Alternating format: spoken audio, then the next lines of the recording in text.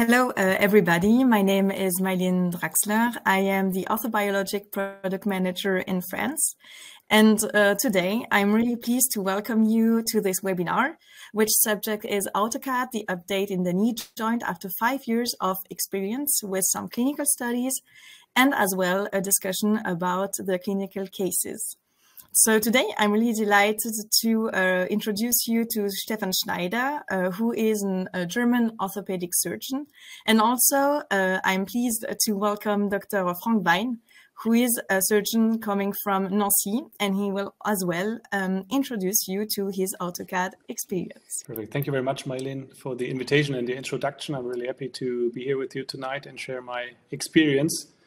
And I'm going to share my screen. So, to start the presentation. So I'm going to show you my experience over now 7 years with the AutoCart.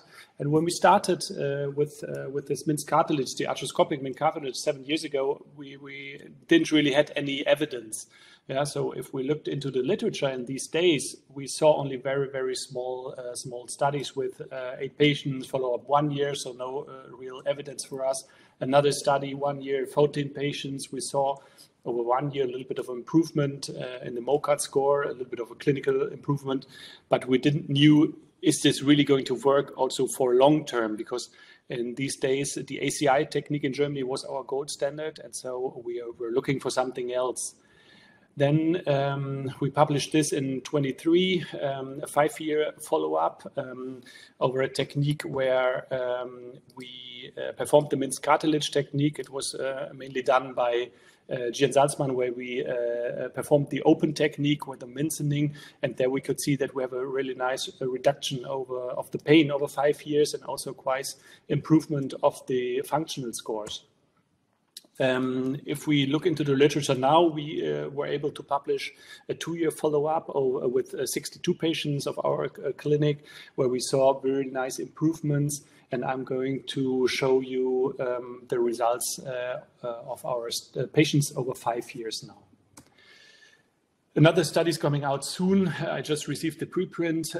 You have to wait a little bit. And in this study, we compared the 2-year results also to other techniques. The study before was only the result of AutoCart, and now we're going to publish the 2-year results comparison of ACI, AMIC, and MACI. So the most important thing for me was when we started with this technique, also we didn't knew that we have a long-term outcome. We understood the biology of this technique, and we still do. And this is still convincing me to use this technique also in comparison to the ACI, because what we know is we understand the harvesting. We know that it's possible to harvest the chips with a shaver, that it's very important to cut the cartilage pieces with a sharp knife. What is the main point for the dedifferentiation of the cartilage? We know why we use the PRP. We know that the PRP for this cartilage, particulated cartilage, is quite important. We know that it works, that we can use an autologous fibrin group. We know that it's very stable to use that for the refixation and for the fixation of the cartilage chips. And also we know that what we produce is in chondrocyte outgrowth. So we know the basic of this technique, the biological basis, and this is very important for me. Now to show you some results, our 5-year results, our clinical data in this study, we implemented, or we were able to already compare 20 patients of the microfracture group, 21 patients in the AMIC group, 23 patients of the MACI group, and 24 patients of the MINCE group, so comparable group sizes. And if we directly jump into our results, what we can see here over 5 years, we see a very nice improvement of the pain. We see here that the first group is the microfracture group, the AMIC group, MACI, and the MINCE group. And we see that over the time, the pain reduces very nicely. But what we see also here, what we know in our long-term results, that the people from the microfracture group have quite a big standard deviation, because they are not doing very well, and we have patients with a quite high pain over this time. And this looks in the MACI group and also in the MINCE group differently. So these patients seem to have less pain over the time. If we jump into the course subscores, the first one is the pain score, where the patient are asked about the pain in different situations, and what we can see here in all groups, we have a very nice development of the scores, and what we see here as well. Also, what we know, the microfracture group are a little bit worse. Also, a big standard deviation. Also in the AMIC group, what is the AMIC procedure? In these cases, we also perform a microfracturing and cover these defects with a membrane. And the best results here with the smallest standard deviation is really the minced cartilage group with the best outcome in pain. What about the cause symptom score? In this subscore, the patient are asked about the swelling in the knee, if they feel a clicking during bending and extending, if there is the possibility of bending and extension. And also here we see in all groups a nice development, but also here the MINS group seems to be a little bit beneficial, comparable with the Macy group, and the worst results, as we know it from other long-term studies, is the microfracturing group. Then a quite interesting subscore of the COAST, the activities of daily living. And here the patient are asked, is the knee suitable for daily activities like stairs, standing up, sitting? And also here we see that there is a good improvement over 3 months, 6 months, 1 year, 2 years, and 5 years. And we see also again the smallest standard deviation in the minced cartilage group. Quite interesting, a very big deviation in the AMIC group, but the best results also here with the minced cartilage technique. Then quality of life, where the patient has to answer if he has any knee problems or if he had to do any modifications of his lifestyle after this surgery. And here we see that all the groups are comparable. The minced Macy and AMIC group, the minced cartilage group is a little bit worse, what we also know from other studies.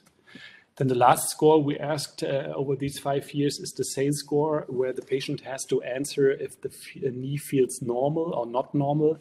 And here we see also over all groups an improvement. And we see also that minced Macy and AMIC have comparable outcomes with comparable deviations, but the microfracture group is even worse. If we go to the radiological data, if we want to assess a cartilage procedure, it's not so easy to rescope everyone. So we have to use a procedure, or we have to use a score where we try to assess the cartilage. And in this MOCAT score, we analyze different points, 7 points about the cartilage integration, the bony defect, the signal intensity. And if we look in the outcome here over 3 years, we didn't have enough MRI scans over 5 years, so I can't show you the 5-year results now. But what we can see here over 3 years, that we have a very nice improvement of this MOCAT score. And if we look here into the different points we ask, then we see we only have big changes in 3 groups. It's the volume fill. So we know we only fill the defect up to 50 to 80%. And then we will see that the volume will fill, and it's going to, there will be a growth of the cartilage chips. We see a changing of the subchondral change and the signal intensity. So we know that the cartilage rehabilitation takes some time. But I really want to point out that the clinical evidence of the MOCAT score in early cases is very bad. So I only recommend to do this MOCAT score from 2 years, 3 years, 5 years, because this is an example of a patient. It's a sport teacher, and this is the MRI after 6 months. And what we can see is really a worse result. Yeah? So after 6 months and 6 weeks crutches, the patient came, and you see this MRI, and you ask yourself, okay, maybe this procedure isn't doing well. But the patient told us, okay, I don't have any pain, I don't have any problems, I can do my sports again, I can teach sports, so we are not going to do anything. So we did an MRI after 12 months, and what you can see here very nicely is a really nice situation of the cartilage. So the MOCAT score isn't always comparable with the clinical outcome. So I really recommend to be not too aggressive in the interpretation of the MOCAT score in early times. And this is the patient after 4 years, and he's doing his high impact sports with soccer and squash, and I think he also plays tennis. And we see a very nice situation here of the cartilage even after 4 years. And in the beginning, after 6 months, we thought, oh, this is not very nicely.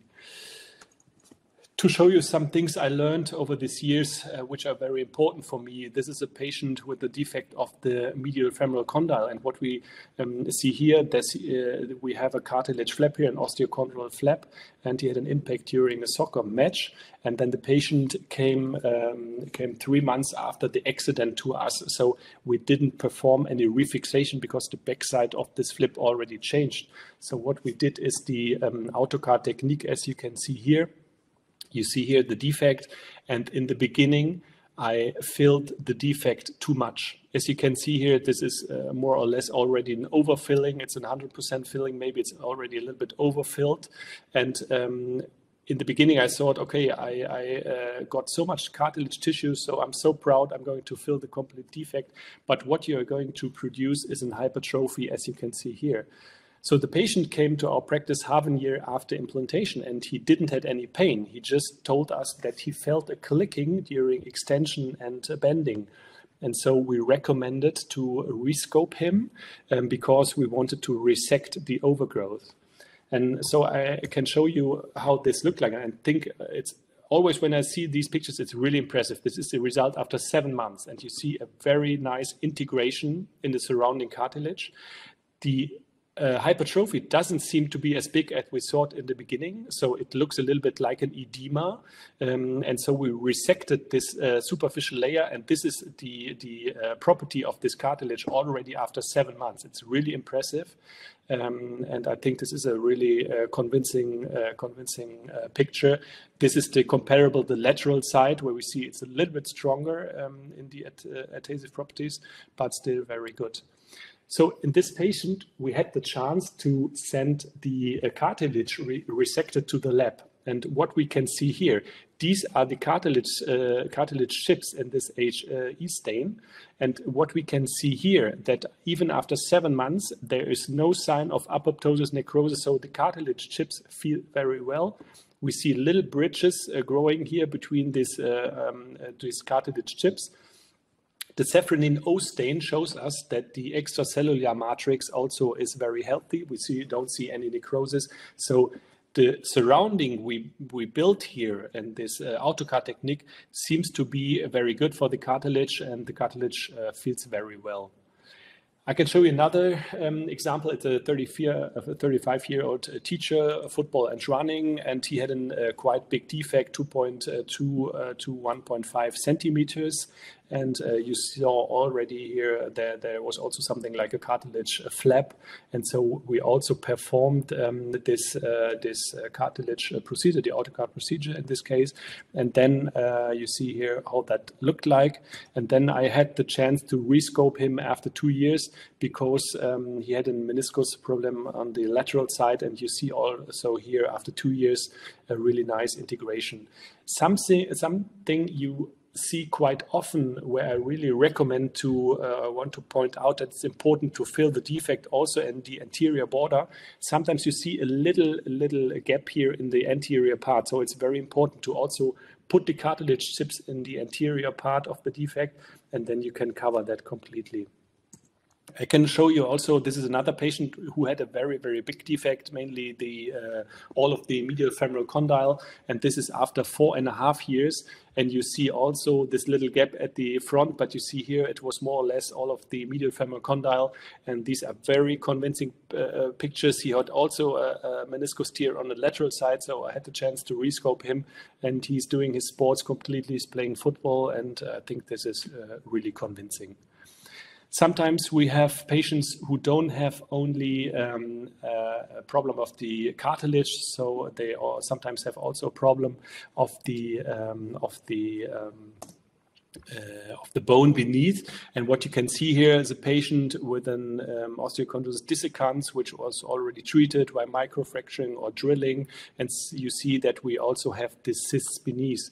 And what I really like to do is to perform here as well in complete orthological procedure. And what I did is I scoped the patient, and then you see here the cartilage defect. The bone beneath was very soft. So I resected the cartilage as Maylin showed us before. I took the cartilage out of the defect border, and then I started with the debridement. Then I opened the joint, and I resected all of the cyst and of the bone changes until it bleeded completely out of the healthy bone.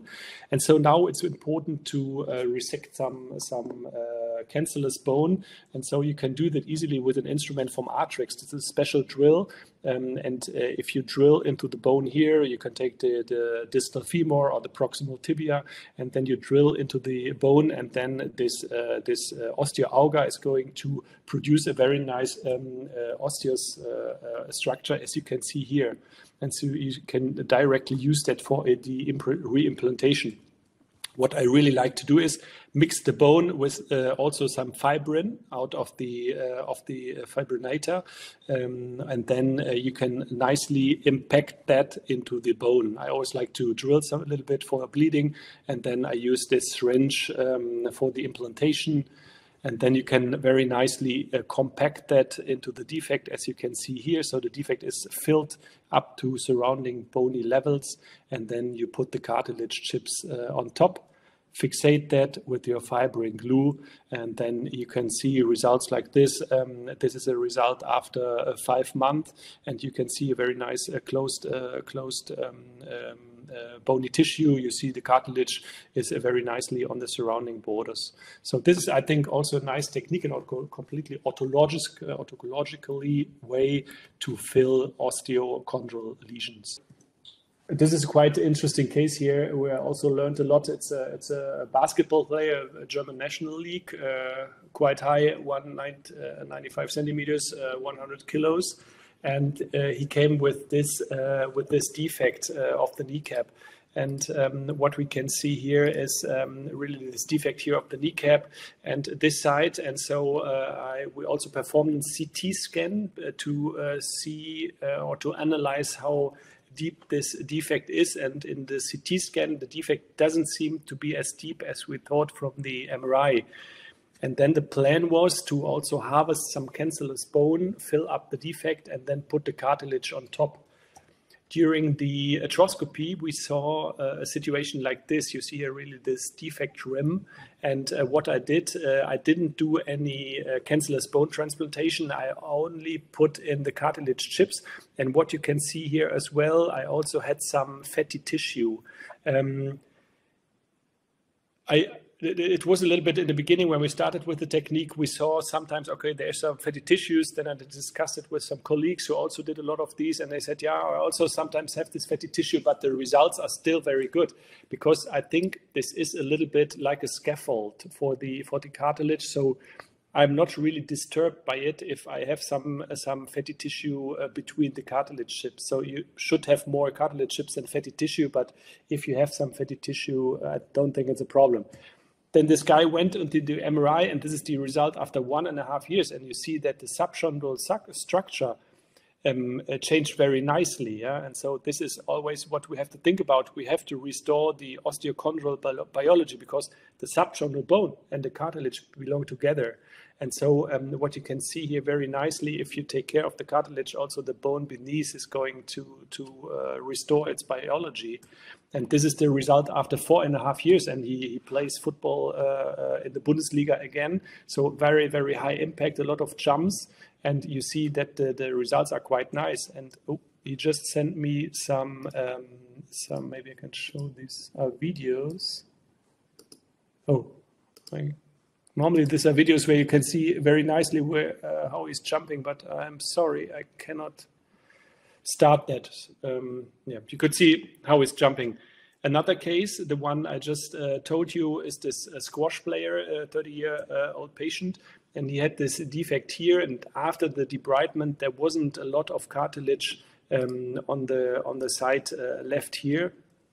And so we performed the technique, and here you can see that you can really easily modulate that, and also nothing is going to fall out, and then take the probe, the hook, and then modulate it very nicely into the defect. So what you can think about if this mixture has too much ACP inside, so the mixture of cartilage chips and ACP is too much liquid or too liquid, then it's going to fall out. But if you have this, the ACP has still some adhesive properties, so you can easily modulate that.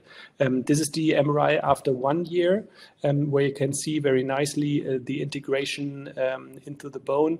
This is the MRI after 2 years, where you can see also here the subchondral bone looks very nicely. And then he came after 4 years. And then you can still see that the cartilage here is quite nice. And what is quite interesting for me, if you look here, the patellofemoral situation is he has a patella alta, so it's much too high. And we also his trochlea isn't very nicely. And so we recommended him, okay, maybe we have to take care of that. And then he said, why that? On the other side, I don't have any problems. I don't want to be treated here. So we didn't do. And we still see here that this is a very nice result also after these 4 years. So to summarize, for me, this is a very nice one-step procedure. For me, convincing, we have an all autologous cartilage regeneration. We transplant already differentiated autologous cartilage cells, what is for me very important. The outcomes we have until now are really promising, but what is important that we really get more and more long-term and comparative studies. So thank you very much. I will present you a study comparing the results of cartilage graft by AutoCart versus microfracture in the case of patellar cartilage lesions. This is a retrospective study with a minimum follow-up of 2 years. The idea of using cartilage grafting in routine practice using the AutoCart technique stems from several scientific studies. The first of these studies was published by Christensen in 2017 in the American Journal of Sports Medicine. This study compared the histological results of cartilage grafting by minced cartilage implantation versus microfractures. The result was in favor of cartilage graft with the production of hyaline cartilage, whereas microfractures produces fibrocartilage that had lost the characteristic of cartilage cells. The second study is a systematic review of surgical techniques for treating cartilage defects of the femoropatellar joint. In reality, only a few techniques are available. Under this condition, we decided to compare minced cartilage implantation with microfractures, with the hypothesis that clinical and iconographic results would be superior with cartilage graft. In 21 and 22, for all symptomatic patellar cartilage defect in patients with ineffective medical treatment, we have proceeded to surgical treatment by either AutoCart cartilage grafting or microfractures. The exclusion criteria were patients aged over 40 or with a BMI over 30, and above all, femoropatellar dysplasia. These were focal primary lesions that were not secondary to femoropatellar dysplasia. This was a retrospective study of prospectively collected data. With a minimum follow-up of 2 years, the primary outcome was MRI analysis with calculation of the Mocard score. The secondary outcomes were clinical with calculation of the visual pain scale, the KOOS score, and the self-knee value score. The Mocard score is based on 100 points. It is analyzed on different MRI sequences. It takes into account volume of cartilage defect finding, integration into adjacent cartilage, surface of repair tissue, structure of the repair tissue, signal intensity of the repair tissue, bony defect or bony overgrowth, and subchondral changes. The two populations, means cartilage implantation and microfracture, were comparable, with 14 patients in means cartilage implantation versus 11, mean age at 27 years old versus 25, lesion size at 1.5 cm to the power 2 versus 1.3, body mass index at 22 versus 21.7, and 3-year follow-up in two groups. The visual pain scale, Q score, and self-knee value score are also comparable. At 3 years follow-up, plus or minus 1.4 years, the iconographic results with the MOCART score were largely and significantly superior in the means cartilage implantations group, with a MOCART score of 88 versus a score of 54 in microfractures. In microfractures, there was often partial healing on the defect, but also the appearance of post-perforation osteophyte corresponding to ossification within the lesion. Allow me to present a few examples of cases treated using both techniques. The first case involves a 23-year-old patient. He is a fast food restaurant manager. For almost 2 years, he has been suffering from disabling knee pain linked to the existence of a patellar cartilage defect. The etiology of this defect is certainly traumatic, as there is no dysplasic component favoring the cartilage lesion. Under arthroscopy,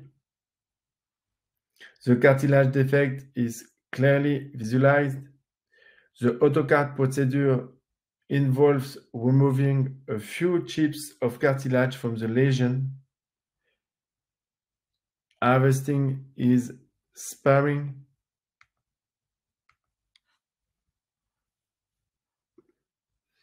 Exposure of the patellar articular surface is sometimes difficult. Joint spacing is narrow. One way to expose and spread the patella is to use an arthroscopic cannula, which is inserted in the patella, in the patellofemoral joint. This cannula pushes the patella, creating a much larger space.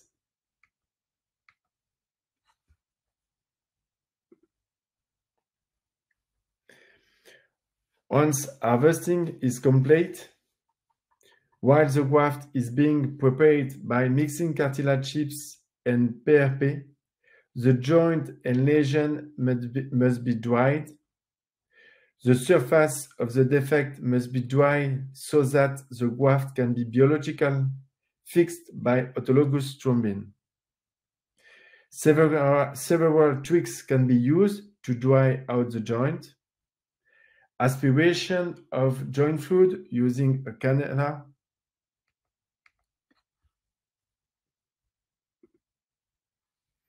but also introduction of compresses, or even the creation of a posterior arthroscopic orifice to drain the joint.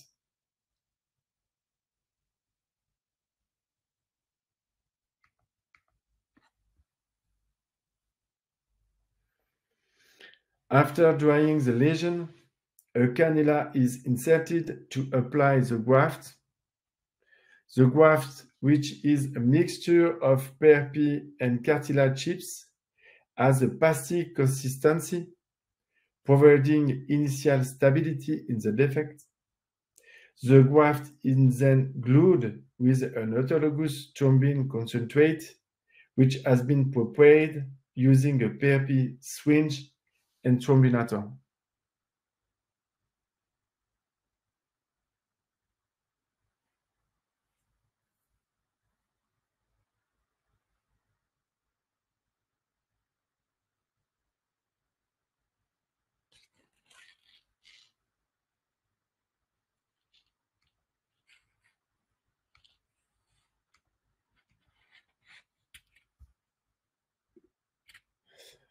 Once the procedure is complete, the graft is stable. It does not detach during flexion extension movement or in the joint fluid.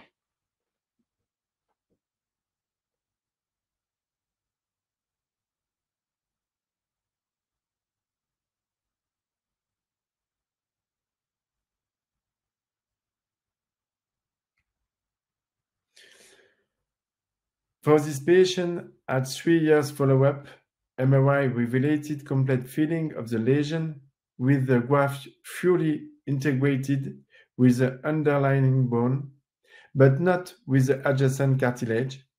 The MRI signal of the graft also differed from the native cartilage. The Mocard score in these cases cannot therefore be at 100. The second case concerns a 17-year-old patient with a patellar cartilage lesion and intra-articular fragment. He suffers from pain and locking.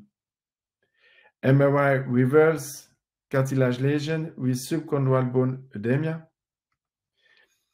Here are the arthroscopic photos with the lesion that had been debrided and grafted by AutoCart technique, with a prelevement that has slightly enlarged the size of the lesion. For this second case, at 3 years follow-up, MRI revealed complete filling of the lesion with the graft fully integrated with the underlying bone and the adjacent cartilage. The MRI signal of the graft is the same than the cartilage native.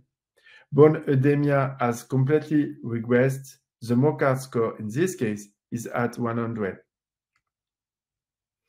The third case was a 37-year-old nurse overweight with a painful local lesion of the patella. Means cartilage implantation is performed of this patient. The result at 3 years was once again favorable, with the conclusion of the MRI report confirming regression of the cartilage lesion.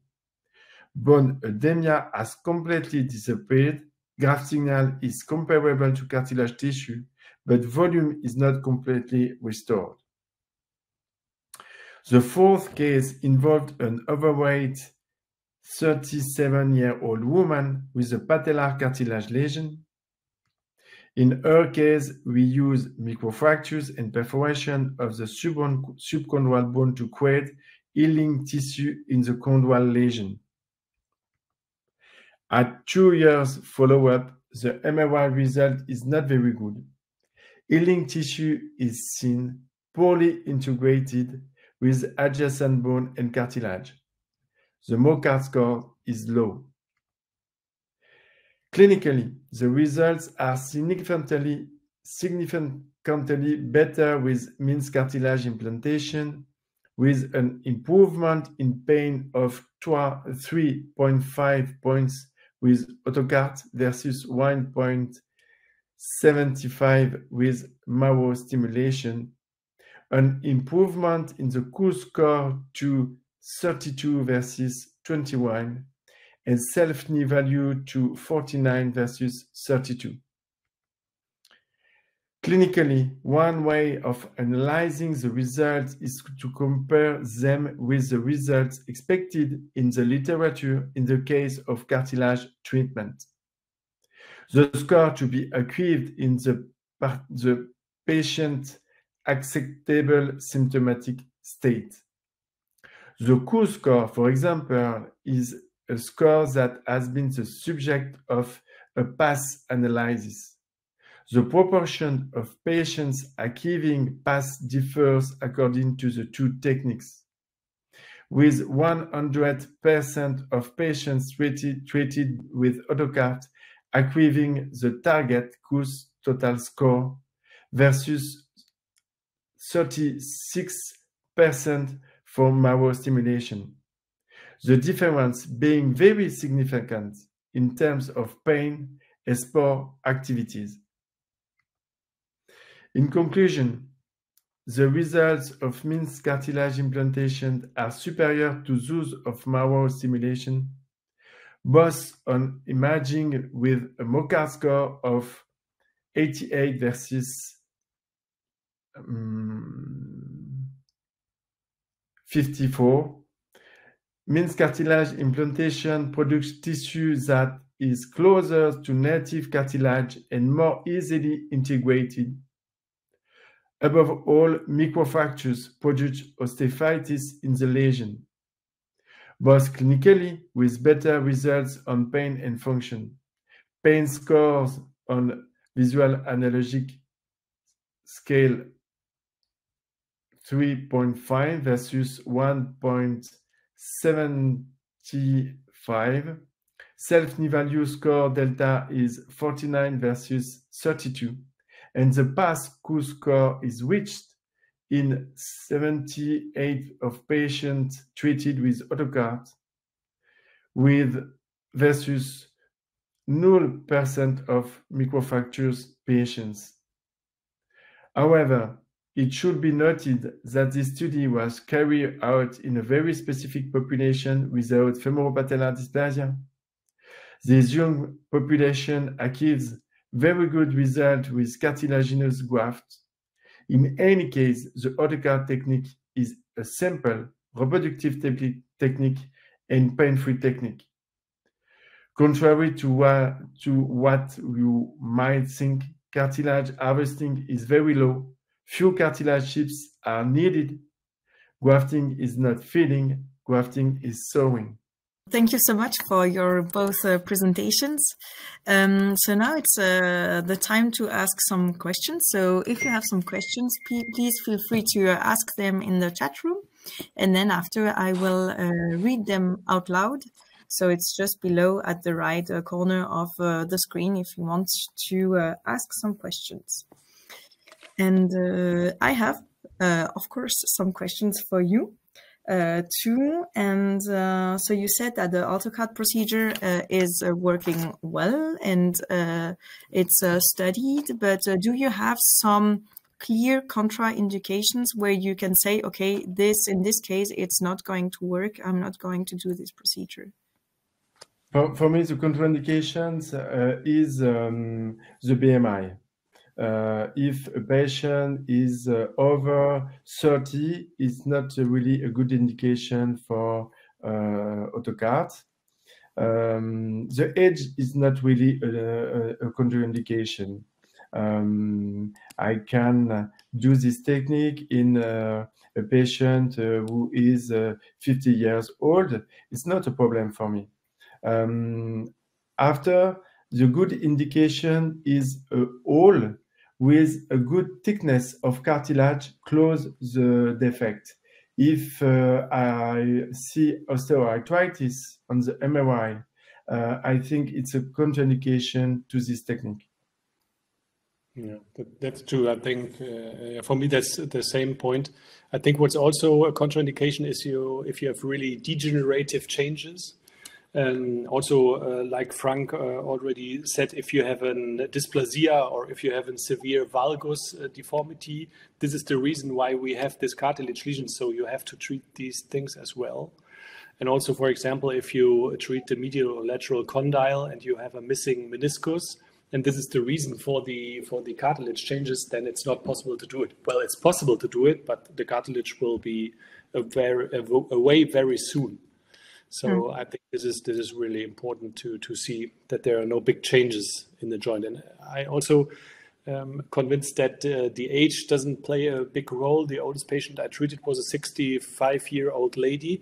And if you have a little cartilage lesion, then you're really able to do that. But if it's really degenerative changes inside, you cannot do it anymore.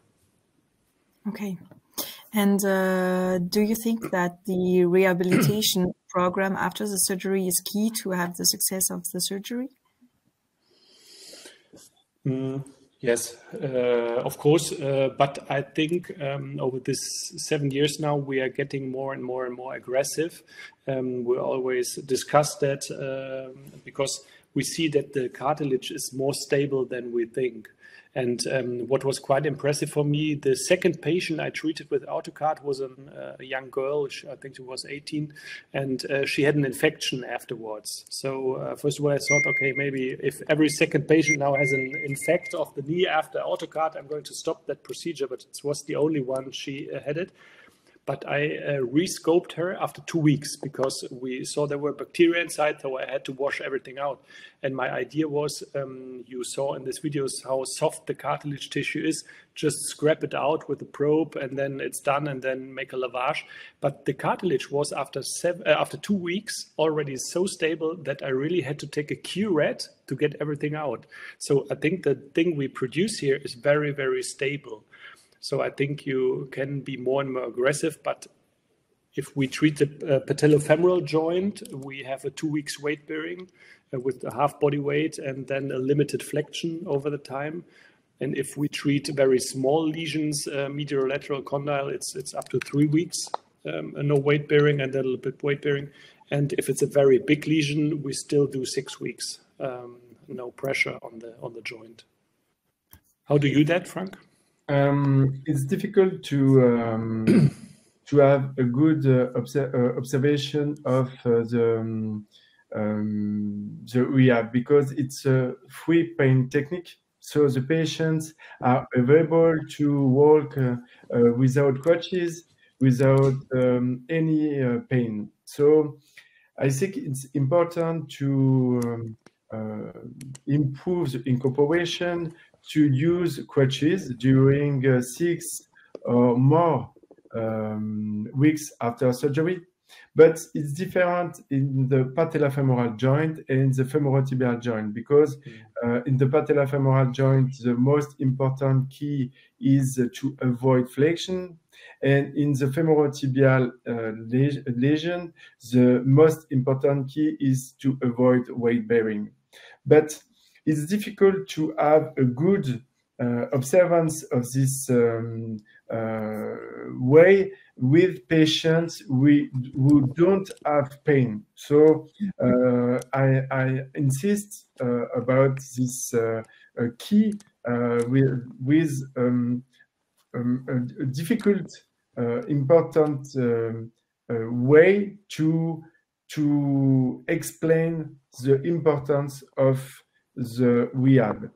But after the crutches, the patient is not really in the good way to recover a good musculation. So it's another way in the rehab with a lot of exercise to recover the quad muscle. And in the femoral patellar joint, it's important to avoid anomal mobility on the patella and to recover a good function on the knee. So I have 2 stages on the rehab, crutches, and after rehab with physio to recover quad. Okay, thank you for the answers. We have a question concerning the OATS procedure. So are you still proceeding and doing some OATS procedure for osteochondral lesions? Well, if I start, well, to be honest, I wasn't a big fan of OATS also before. I used it a lot, but I was never really convinced with this because of the coverage and also the surrounding and you make a big you leave a big donor side defect. And I'm really a big fan of these, as I showed you, the osteochondral transplantation, because you can really nicely modulate the cartilage tissue in the correct surface. So I like that more than the OATS because I think you leave a very big donor side defect. And it works very good. We know that. Also long-term results. We know that from the United States, who do that a lot. But yeah, I don't like it very much, to be honest. In the osteochondral defect, I think AutoCart is a good technique because even if you have a hole in the bone, it's not a problem to have an incorporation on the graft and to have a proliferation of the cartilage graft. So I don't use any bone graft, and I use only cartilage graft. Okay. Yeah. And another question of the chat room is, do you have poorer results after grafting of the lateral condyle compared to the medial condyle for patients with normal meniscal status and without major axial deviation?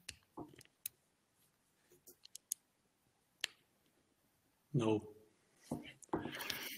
No, I don't think so, because what I think is the main point in this AutoCart technique, if you have a defect of the lateral condyle, or if you have a defect of the medial condyle, or you have a defect in the trochlea or the kneecap, we always take the cartilage out of the defect border, because the cartilage we harvest here have the correct differentiation for this area. And so if you harvest the defect from the lateral defect border, or the medial side, it doesn't matter, then you have the correct differentiation of the cartilage chips. And I never saw a difference between lateral or medial side. I think there's not a difference, a big difference in the biology, and I think both sides work equal.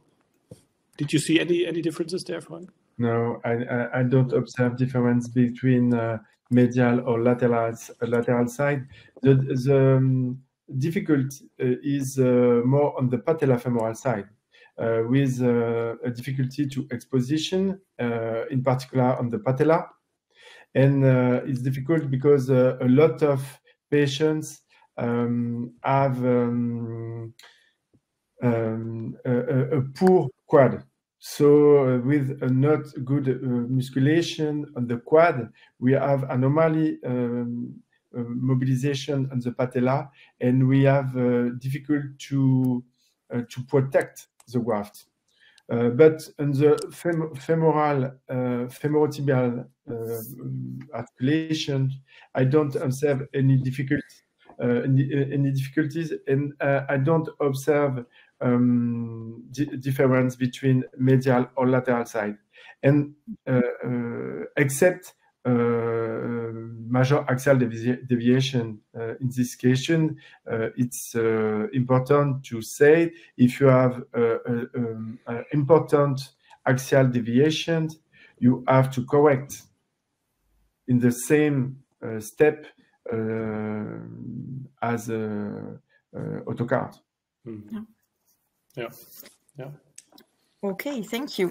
So we have a question concerning the selection criteria for AutoCart. So what are for you the best indications, like the size of the lesions, also the depth of the lesion?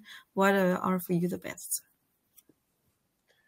I think the best indication is cartilage defect in a young patient who have a good thickness of cartilage close to the defect, and without obesity and without axial deviation.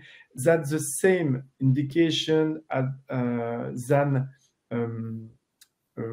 medial or lateral uni-arthroplasty. I think it's important to have a good stability without dysplasia. So the best indication in this case, a young patient with a defect. The size of the defect is not really important. I think 2 cm/2 or 4 cm/2 or 6 cm/2, that's the same. I don't have any difference on my results with the size of the lesion. Yeah, I think, yeah. Yeah, for me the same. But I think, as I told you before in the beginning, we also started with quite young patients, and we got up to 65 years. And if it's still a focal lesion, and the 60-year-old patient has still some good meniscus and ligamentous situation, you can really perform that, and the outcome is completely the same. And if you have axial deviations, if you have ligament problems like an ACL tear or a kneecap dislocation or luxation, then you can do the AutoCart as well, but you have to combine it with the ACL plasty or the MPFL technique or HTO or DFO, whatever. And then you can easily combine that, the procedures. Okay. And we just spoke about it before the webinar. Sometimes you have patients where the lesions are not that focal, so it means that the edges are not perfect when you're grafting the AutoCart. So because it's not that healthy cartilage. So what are your tips and tricks, Dr. Schneider, for that when you have to implement the graft? Well, sometimes, for example, if you treat a kneecap and you don't, sometimes when you treat the medial border, you don't have very nice rim around the defect. And so you really have to modulate it. And then it's always important that when you mix the cartilage chips with the ACP, that you don't put too much ACP on it, because then it's going to, the structure or the tissue is going to be too liquid, and then it's going to fall out. But if you take less ACP, and what you can also do is to, sometimes if you harvest the cartilage, you will also have some fatty tissue inside from the Hoffa or the synovia. And these tissue pieces have a very nice adhesive properties, and then you can easily modulate that. It's very impressive. I have two questions for each case. For the first case, do you have any problem to fix the graft in this large defect on the cat? No. Because in the first case now, we had a very nice border. So it was quite deep. It's like a swimming pool where you can easily fill it in. So that was really no problem. I think what's more a problem is if you have more or less all of the medial or lateral femoral condyle, where you have a lot of bony structure, open bony structure, then it's more difficult to fixate that. But in these really nice defect, you can really easily modulate that. In the first mobilization on the knee, you don't have friction between patella and the trochlear? In this, no? In the first one or the second one? On the first movement, on flexion and extension on the knee, when you have a large effect on the patella, maybe you don't have any cartilage close the defect to protect the graft. It's no problem. So we always immobilize the patients for 48 hours. Some other colleagues do 24 hours. We always do 48 hours, because then we know that the cartilage is very, very stable. And I had one patient where I treated a very big defect of the kneecap, and then I left the OR, and the nurse, the foot fell off her hand, and so the knee flexed completely, it bended completely, and so the cartilage was there where we put it in. So it's really impressive how stable this tissue mixture of cartilage, ACP, and thrombin is. Yes. On the second case, with this patella alta, it's not for you an indication to make a tibial tubercle transposition with. I recommended this to him, but he was also playing a very high squash in a very high level, and so he said, okay, when I'm going to play again, I said, with this tip surgery, it will take more time. And then he said, why should I do that? I have the alta on the other side as well. I don't have any cartilage problem. I had an incident. He went surfing and had an impact with the surfboard. And so he said, this was an accident. I don't have any cartilage problems on the other side. Why should I do that? And I think if you look at these MRIs after 4 years, maybe he's right. Maybe sometimes we are too aggressive with our saw. Thank you. Thank you for that feedbacks. We have another question from the audience is, do you still use arthroscopy for patellar femoral lesions? In my practice, when I have only a defect on the patella or trochlear side without dysplasia, I only use arthroscopy. But even if I made a trochoplasty or another combined surgery, I can use this technique on the open side, on the open way. But in my practice, the arthroscopy is very, very frequent when I use AutoCart.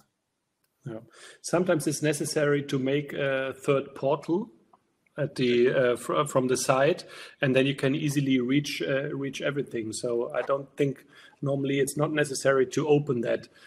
If you have a more or less a defect of all of the patella where you want to cover it, maybe then you can open it. But normally, it's as you just told us, it's not necessary. And when I use a cannula between patella and trochlea, I have a large space between the two bones, and we have a lot of space to work and to get the graft and to fix the graft. And you can easily, if you have the kneecap, you can easily go with the scope beneath and then lever it up a little bit. So put some pressure up, and then you have normally enough space to implant the cartilage. Yeah. Okay. Thank you for all that tips. Is it for you necessary to do some PRP injections after the AutoCart procedure? When after the surgery, in the same step the surgery, or after in 3 months after, for example? I think it's after surgery. Yeah. The surgeon is asking, but I think it's after. Because when I use AutoCart technique, in the syringe, we have more PRP. And I use this PRP in the syringe after the procedure, and I put inside the knee this PRP. And I think this PRP can be able to improve the capacity of the graft and the knee function after the surgery. But it's not necessary in my practice to do a PRP 3 months or 6 months or another time after the surgery. I don't use. Well, we recommend it frequently, to be honest, because you really booster the situation, the growth factor situation in the knee. And sometimes after surgery, also if we don't do a lot and we don't disturb the knee biology a lot and we don't have a lot of inflammation, there's still a little bit of an inflammation mood in the joint. And I think you can really reduce that by using the ACP after the surgery. And when we do the AutoCart, we always recommend to do 2 to 3 injections after 10 to 14 days when we remove the stitches, and also to repeat that after 1 year. And also, but not also in the AutoCart technique, also after other procedures, also ACL or meniscus tears, because we know the studies that if you also have a meniscus tear and you make a suture and treat it afterwards with PRP and compare that to the group you don't treat with PRP, you see that the risk of a re-tear is less.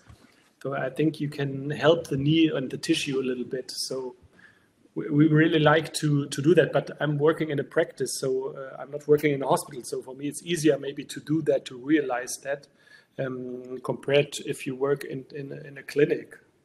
I understand. So you made this injection 1 year after the surgery, and when 1 year? 10 days after surgery. 10 days. So when we remove the stitches, then we recommend to make 2 to 3 in the weekly manner, and then after 1 year we recommend to repeat that. To improve the homeostasis, to improve the mood of the patient. Okay. Yeah. Yeah, and also if sometimes you have people where you treat the meniscus and don't too much, but they have really problems. They still have a swelling, they still have an inflammation inside without bacteria, but still synovia problems. And then we really like to do this ACP, and you can really reduce this inflammatory mood in the joint. It's quite impressive. And do you use corticoid? No more? Never? I'm not allowed to say yes now. But well, normally not. No, I really try to reduce that. But to be honest, sometimes you have some patients, also elderly patients, where I really like to use a prednisolone, because we know that the risk of cartilage problems is less than compared to others. But we really reduce that. In the beginning, when I started 15-20 years ago, we always combined the hyaluronic acid with some corticosteroids, and so we don't do that anymore. Okay. Do you use it? Still use it? No, not really, and never after AutoCart technique. No, yeah.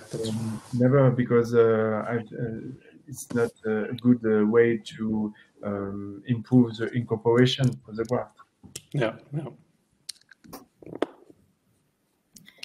Okay, I have a last question from my side, but Dr. Wein, you already answered it during your presentation, but still, we often have the questions: do we have to combine microfractures with AutoCart because of bleeding it out and putting the stem cells in the joints and so on from the bone marrow? Do you recommend it or not?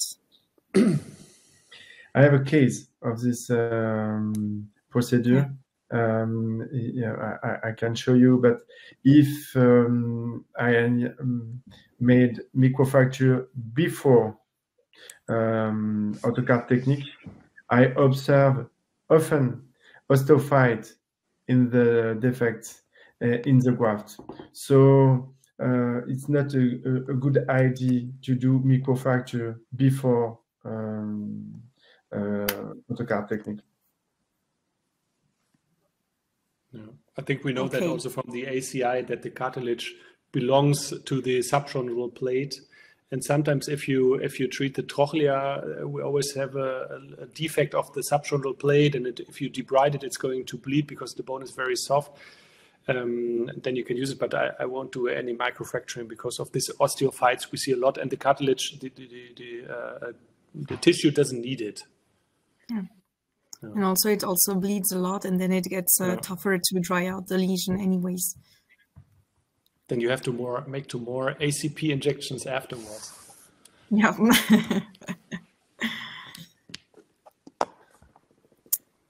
We have a question which is typing.